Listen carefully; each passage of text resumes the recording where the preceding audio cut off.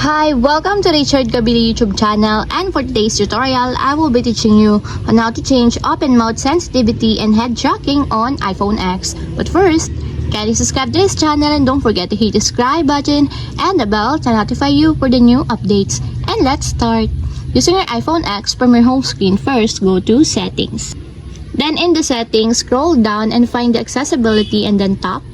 Then in the accessibility, scroll down again and go to physical and motor section and then tap the switch control. Then in this part, in the switch control, scroll down and go to point scanning section and then tap the head tracking.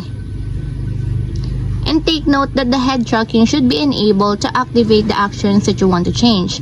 And then in the head tracking, go to action sections and then tap the open mouth. Then in this part, in the open mouth, tap the sensitivity. Then in this part, in the sensitivity, if you want to change it into slight, just tap the slight until there's a check mark on the side. And if you want to change it also into exaggerated, just tap it also until there's a check mark on the side. And take note, when the sensitivity is enabled, choose the amount of expressiveness needed to perform the expression.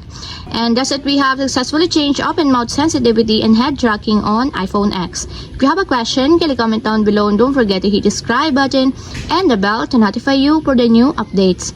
And thank you for watching!